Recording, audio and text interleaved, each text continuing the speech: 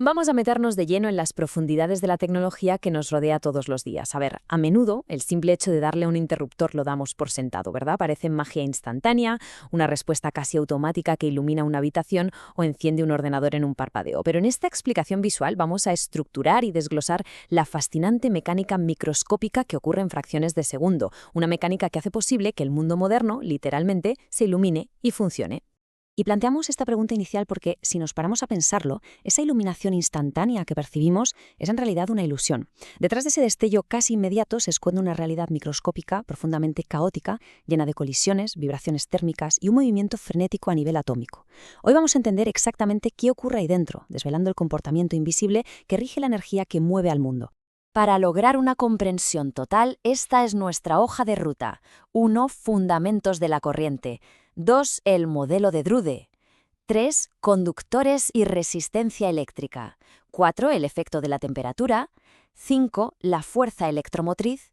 Y 6. Un resumen rápido de magnitudes físicas. Vale, empecemos por la sección 1, Fundamentos de la corriente. Vamos a sentar las bases antes de meternos en conceptos más complejos.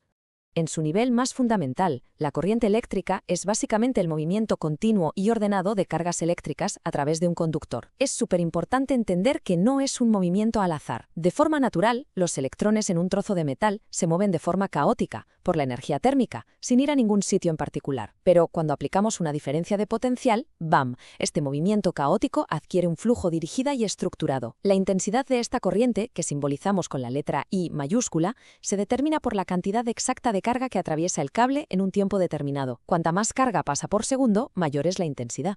Y aquí viene algo súper curioso, casi una ironía histórica que seguimos arrastrando. En los inicios del estudio de la electricidad se estableció un sentido convencional asumiendo que las cargas que viajaban eran las positivas, yendo del polo positivo al negativo. Sin embargo, al descubrirse el electrón, nos dimos cuenta de que el flujo electrónico real son electrones, que tienen carga negativa, moviéndose totalmente al revés, del polo negativo al positivo. A pesar de esto, el sentido convencional se sigue usando universalmente en ingeniería porque, matemáticamente los cálculos funcionan exactamente igual. Pasamos a la sección 2. El modelo de Drude. Ahora que entendemos el flujo, es el momento idóneo para sacar el microscopio teórico y ver por dónde navegan estos electrones. El modelo de Drude es fascinante porque compara los electrones con personas intentando caminar deprisa por un pasillo increíblemente abarrotado. Dentro de un metal, los electrones libres no viajan en línea recta y tranquilos. Para nada, rebotan constantemente contra los iones estáticos que son enormes y pesados, formando la estructura del material. Estos choques y este zigzag constante hacen que el avance neto del electrón en una dirección, lo que llamamos velocidad de deriva, sea, sorprendentemente lento. Hablamos de una velocidad que a veces es de 1/10 de milímetro por segundo, o sea, más lento que un caracol. Claro, si la velocidad de esta gente, de los electrones, es tan increíblemente lenta, ¿por qué la luz de una habitación se enciende al instante al darle al interruptor? Esta cita nos da la clave. La respuesta está en el campo eléctrico. El campo viaja por el interior del cable a una velocidad enorme, muy cercana a la de la luz. Es exactamente como la orden de marchar de ese sargento. El sonido viaja rápido por el aire y llega a todos los soldados a la vez. Así que aunque cada electrón avance unos milímetros por segundo, todos los electrones en esos kilómetros de circuito empiezan a moverse de forma simultánea. Sección 3. Conductores y resistencia eléctrica. Vamos a ver cómo este pasillo atómico abarrotado crea obstáculos muy reales. Llegados a este punto, hay que definir la resistencia eléctrica, que es la barrera fundamental al paso de la corriente. Pensemos en agua por una tubería. Un cable muy largo y muy delgado ofrece una resistencia enorme, igual que una manguera súper estrecha y larguísima restringe el agua y hace que pierda presión. Esta resistencia depende también de la resistividad, que es una propiedad microscópica y única de cada material. La resistividad nos dice, básicamente, lo terco que es un material por su propia naturaleza atómica a la hora de dejar pasar las cargas. Entonces, la clave aquí es la grandísima diferencia entre unos materiales y otros.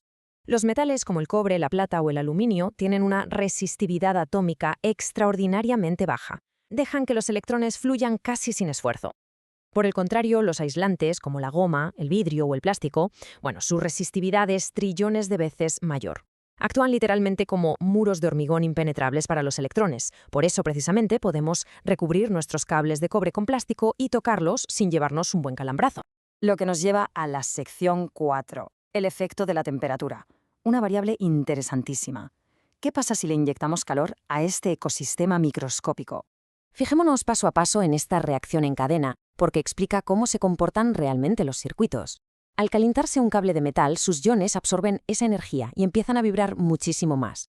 Si el camino ya era difícil, ahora es una pista de obstáculos turbulenta. Con la red atómica vibrando como loca, los electrones sufren choques mucho más frecuentes y violentos. Como consecuencia directa de este caos, su velocidad de deriva cae en picado. Les cuesta la vida avanzar. Este aumento en los choques significa que la resistividad intrínseca se dispara y la resistencia general ahoga el flujo de corriente. En resumen, el calor en los metales es el peor enemigo de la electricidad.